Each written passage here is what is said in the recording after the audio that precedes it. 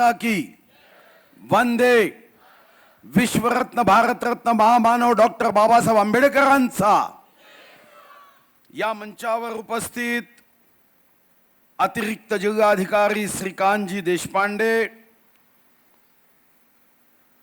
देवरावजी भोंगे, मुख्य कार्यपालन अधिकारी विवेकजी जॉन्सन, संध्याताई गुरनुगे, बिपिनजी पालीवाल, सुभाषजी पवार, कुशाग्र पाठक, श्री बराटेजी, आत्म्याच्या प्रमुख प्रीतीताई हराळकर, श्री यावगीकरजी, सुरेश पेंधामजी, वाकुळकरजी, मंचावर उपस्थित सर्व मान्यवर व इथं उपस्थित माझ्या सर्व देशभक्त सन्माननीय नागरिक बंधूंनो, माता भगिनींनो, मी सर्वप्रथम माझ्या वतीने आपल्या सर्वांच्या वतीने विश्वरत्न महामानव भारतरत्न डॉक्टर बाबासाहेब आंबेडकर यांना अभिवादन करतो व त्यांच्या विचाराचं स्मरण करत हा आमच्यासाठी फक्त जयंतीचा दिन नसून हा आमच्या तुमच्यासाठी संकल्पाचा दिवस आहे। तुम्ही आम्ही संकल्प घेऊन पुढे जावं अशी या जिल्ह्याचा पालकमंत्री म्हणून मी आपल्या सर्वांना विनंती करत त्यासाठी सदिच्छा व्यक्त करतो। खरं तर आम्ही आल्यानंतर सत्कार केला, या सत्कारामध्ये संविधानाचं पुस्तक दिलं।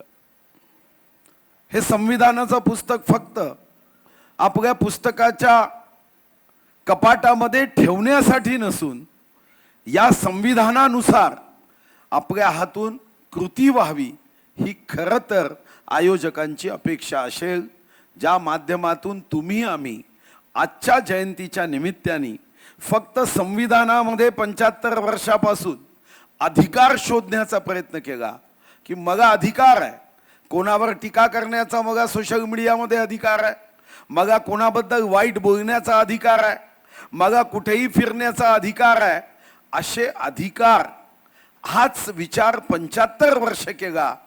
पण विश्वरत्न महामानव डॉक्टर बाबासाहेब आंबेडकरांनी संविधानामध्ये तुमच्या माझ्यासाठी मूलभूत कर्तव्य सुद्धा संविधानामध्ये लिहून काढलेत।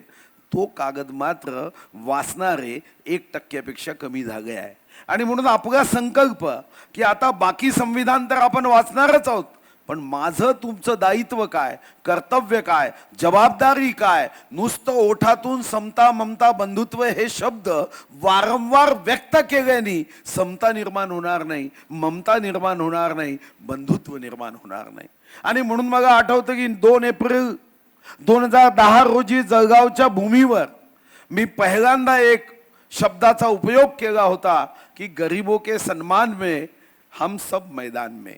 आणि आज मला आनंद होतोय की अजूनही स्वातंत्र्याच्या अमृत महोत्सव वर्ष साजरं करत असताना समाजामध्ये एक मोठा वर्ग आहे की ज्या वर्गाला आयुष्यामध्ये संघर्षाचा सामना करावा लागतो, रोज संकटाशी मुकाबला करावा लागतो, हातावर पोट आहे आणि हातावर पोट घेऊन जगणारा एक मोठा समूह आणि वर्ग हा आपल्याच भारत देशात आहे। ज्या भारताचं वर्णन सोने की चिडिया केलं जायचं, ज्या देशाचं वर्णन सोन्याचा धूर आणि दुधाच्या नद्या वाहतात असं केलं जायचं, आज तिथं गरिबांच्या आत्महत्येचा धूर आणि दारूच्या नद्या वाहताना जेव्हा पाहतो तेव्हा आजच्या जयंतीच्या निमित्ताने तुमचा माझा हा संकल्प आहे की पुन्हा एकदा हा चित्र बदलवला पाहिजे। विश्वरत्न बाबासाहेब आंबेडकरांच्या स्वप्नातला भारत घडवण्यासाठी आम्हाला समता ममता बंधुत्वाच्या महामार्गावर चालण्याचा प्रयत्न केला पाहिजे। आजच्या दिवशी मी मुद्दाम मुख्य कार्यपालन अधिकाऱ्यांना सांगितलं की योजना अनेक असतात, पण या योजना लाभार्थ्यांपर्यंत पोहोचवण्याचा मार्गच आपण जन्माला घातला नाही। मग ज्याला माहिती होते त्याच्यापर्यंत योजना पोहोचते आणि अनेक समाजामधला असा एक मोठा समूह आहे की जो इतका गरीब आहे की सकाळी उठल्यावर हातावर पोट घेऊन कुठंतरी कामावर श्रमासाठी मजुरीसाठी जावं लागतं आणि थकून भागून जेव्हा रात्री येतात तेव्हा सरकारच्या योजना सुद्धा कशा माहीत होती, कारण तो थकलेला देह इतक्या वेगाने झोपेला जातो की त्याचं 24 तास या योजना त्याच्यापर्यंत पोहोचवण्यामध्ये कुठंतरी आपण कमी पडतो। आणि याच दृष्टीने आपण निर्णय केला की या जयंतीच्या निमित्ताने आपल्या सरकारच्या वतीने असणाऱ्या ज्या ज्या म्हणून गरिबांच्या योजना असतील, मग त्या रोजगाराच्या संदर्भात असतील, अनुदानाच्या संदर्भात असतील, सहकार्याच्या संदर्भात असेल, आणि मी तर नेहमी प्रयत्न करतो की चांद्यापासून बांद्यापर्यंत महाराष्ट्राचं वर्णन केलं जातं, तर माझा तुमचा चांदा हा प्रत्येक गोष्टीमध्ये अग्रेसर राहिला पाहिजे, हा नेहमी मी भाव व्यक्त केला.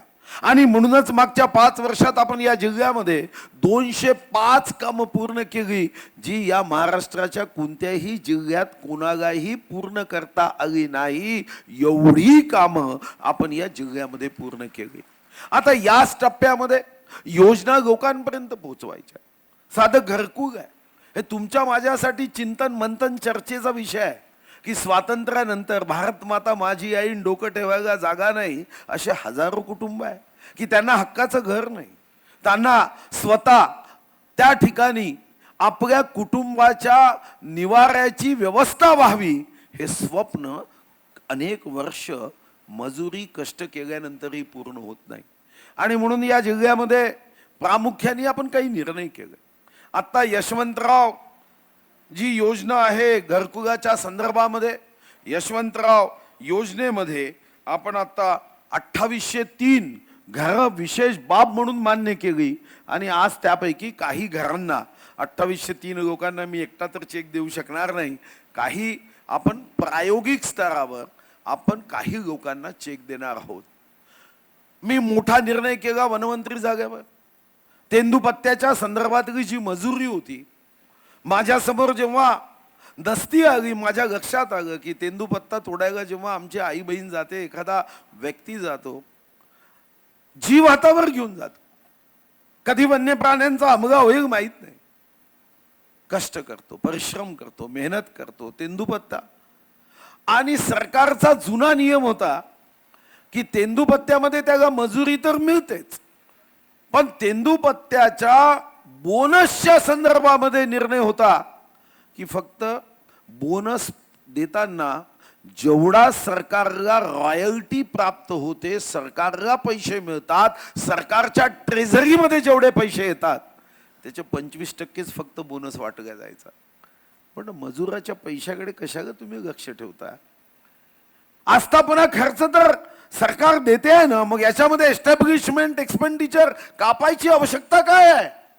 आणि मी आज अभिमानाने सांगू शकतो, माझ्या एका सहीनी आता तेंदूपत्ता मजुरांच्या बोनसमध्ये चौपट वाढ होत आहे. नियमानुसार फक्त 20 कोटी बोनस त्यांच्या घरापर्यंत गेला असता, आता माझ्या एका सहीनी आता 72 कोटी रुपये बोनस हा मजुरांच्या कुटुंबापर्यंत पोहोचणार आहे. कारण ज्या मजुरांच्या संदर्भात आदरणीय शाहीर अण्णाभाऊ साठे म्हणायचे की पृथ्वी शेष नागाच्या डोक्यावर नाही तर मजुराच्या श्रमावर उभी आहे, मजुराच्या मुठीवर उभी आहे. मला आनंद होतो की तो निर्णय मी केला आणि यावर्षी 72 कोटी रुपये हे थेट आपण देण्याचा निर्णय करतोय. शेतकऱ्यांची परिस्थिती बदलावी. ही तर भाषणं लहानपणी मीही ऐकली, तुम्हीही ऐकली आणि नेते आजही भाषण देतात. पण शेतकऱ्यांची परिस्थिती बदलायची असेल तर सायंटिफिक दृष्टिकोनातून आपल्या सर्वांना विचार करावा लागेल. जी साधारणतः 4.41 हेक्टर 4.28 हेक्टर ही सरासरी 1971 मध्ये जमीन होती, आता ती 1.34 हेक्टर पर्यंत आली आहे. शेतकऱ्याची शेती कमी कमी होते आहे. मग अशा प्रसंगामध्ये काही पद्धती बदलवायच्या का? या दृष्टीने सुद्धा कृषी अधिकाऱ्यांसोबत कलेक्टरांसोबत आपण चर्चा केली. आणि आता विश्वगौरव देशगौरव नरेंद्र मोदींनी फार्मर प्रोड्युसर जे संस्था सुरू केल्या, FPO फार्मर प्रोड्युसर ऑर्गनायझेशन, आपण आता मिशन जय किसान करतोय की आपलं चंद्रपूर मॉडेल व्हावं. हे खरं आहे की मगा संचलन करणारे अतिशय सुंदर आवाजात म्हणाले की चंद्रपूर जिल्हा तर वाघाचा जिल्हा आहे. जगातल्या 193 देशात 14 देशात वाघ आहे, 14 देशापैकी 65% वाघ भारतात आहे. पण तुम्हाला मग अभिमान वाटला पाहिजे की जगातले सर्वात जास्त वाघ असणारा जर कोणता जिल्हा असेल तर तो चंद्रपूर जिल्हा आहे, हा वाघांचा जिल्हा आहे. मग वाघांच्या जिल्ह्यामध्ये आपल्या योजना सुद्धा त्याच गतीने त्याच वेगाने आपल्याला करता येईल का, यासाठी तुम्ही आम्ही संकल्प केला पाहिजे. आत्मनिर्भर भारत याचा अर्थ काय? कोणी एकटा व्यक्ती येऊन जग बदलू शकत नाही, कोणी एकटा व्यक्ती येऊन देश बदलू शकत नाही.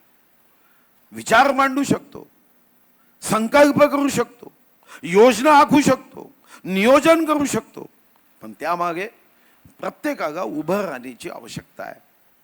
कि माझा देश प्रगतीच्या मार्गावर जायचा असेल, देश तो तभी आगे बढ़ेगा जब हम अपने बारे में सोचेंगे कि मैं भी इसमें योगदान दूंगा. सोपी आहे, तेव्हा तर देश पुढे जाईल ना. की इथं असणाऱ्या प्रत्येकाने विचार केला की मी एक चांगला नागरिक बनेल. जो महामानव डॉक्टर बाबासाहेब आंबेडकरांच्या संविधानात मूलभूत कर्तव्य सांगितलेलं पान वाचून मी चांगला नागरिक बनेल. मी तुम्हाला विश्वासाने सांगतो, कोणताही देश हा धनाने मोठा होत नाही, कोणताही देश तिथं असणाऱ्या पर्वत आणि रस्त्यांनी मोठा होत नाही, तर तो होतो तिथं असणाऱ्या माणसांनी मोठा. मग आपल्याला मोठं व्हावं लागेल आणि या दृष्टिकोनातून आज आपला संकल्प असावा.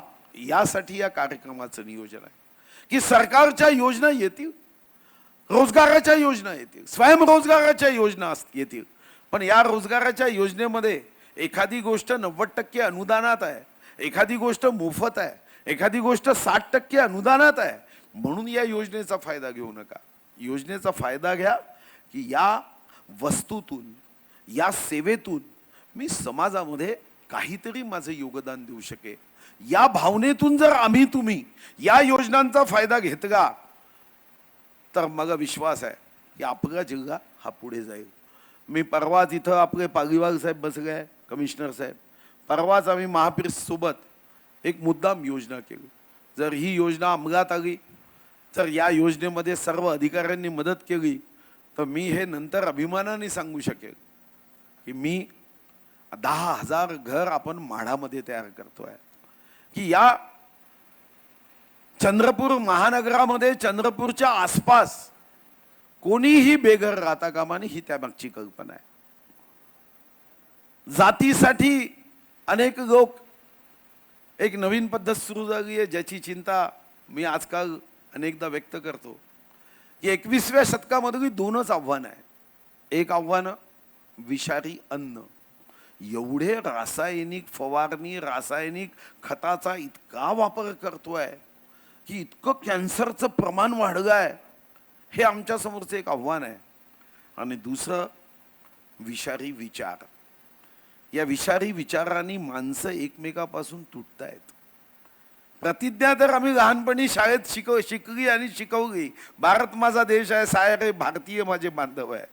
इतका विषारी विचार आता पुढे येतोय आणि हा विषारी विचार थांबवण्याचा संकल्प म्हणजेच विश्वरत्न महामानव डॉक्टर बाबासाहेब आंबेडकरांना तुमचं माझं खरं अभिवादन असेल की स्वतः उत्तम नागरिक व्हा, स्वतः अतिशय चांगलं योगदान देण्यासाठी तयार रहा.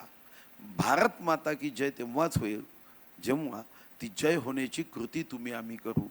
देश तभी आगे बढ़ेगा जब हम खुद आगे बढ़ेंगे. आणि त्या दृष्टीने या कार्यक्रमाच्या माध्यमातून अनेकांना चेक वाटप होईल. अंशतः घरांचं नुकसान झालं त्यांना देणार आहोत. संजय गांधी निराधार योजनेमध्ये मी अर्थमंत्री असताना 600चे 1200 केले.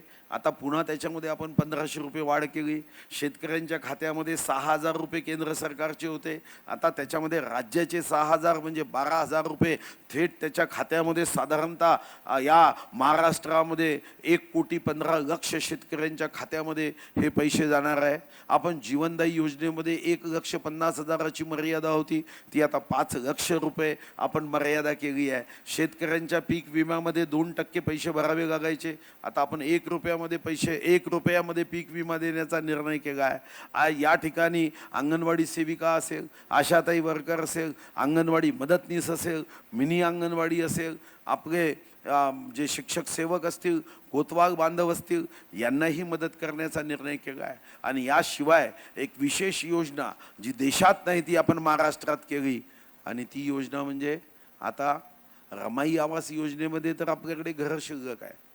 शबरीमध्ये आपल्याला पाहिजे तेवढी घरं देता येईल, पण समाजामधला ओबीसी वर्ग हा थोडा मागे पडगा होता. त्यागाही देवरावजी आता नमो आवास योजनेमध्ये आपण 3 वर्षात 10 लक्ष घरं बनण्याचा निर्णय केला आहे. मी आपल्याला आवाहन करतो की यशवंतराव घरकुल योजना असेल, रोजगार योजना असेल, मिशन जय किसान असेल, मिशन कोहिनूर असेल, आपल्याला माझं आव्हान आहे की विषारी विचार बाजूला ठेवा. एकच विचार आणि तो विचार म्हणजे भारत माता की जय. आणि हा विचार घेऊन आपण सर्वांनी पुढे जावं ही मी सदिच्छा व्यक्त करतो. सामाजिक न्याय व विशेष सहाय्य विभाग यांनी यशोगाथा ही एक पुस्तिका प्रकाशित केली. याचं अधिकृत प्रकाशन झालं, विमोचन झालं असं घोषित करतो. सामाजिक न्यायाच्या योजनांची एक पुस्तिका केली, ती सुद्धा पुस्तिका विमोचित झाली, प्रकाशित झाली, लोकार्पित झाली अशी मी घोषित करतो. आणि शक्तिदायिनी तेजोदायिनी माता महाकालीच्या चरणी प्रार्थना करतो की इथं उपस्थित असणाऱ्यांच्या आयुष्यामध्ये तू भरभरून आशीर्वाद दे, सुख दे, समाधान दे, समाजाची सेवा करण्याची ऊर्जा आमच्यामध्ये निर्माण कर. ही तुमच्यासाठी, तुमच्या आनंदासाठी प्रार्थना करतो. तुमच्या इच्छा पूर्ण करण्यासाठी भगवान अंचलेश्वर तुम्हाला भरभरून आशीर्वाद देवो. धन्यवाद. जय महाराष्ट्र.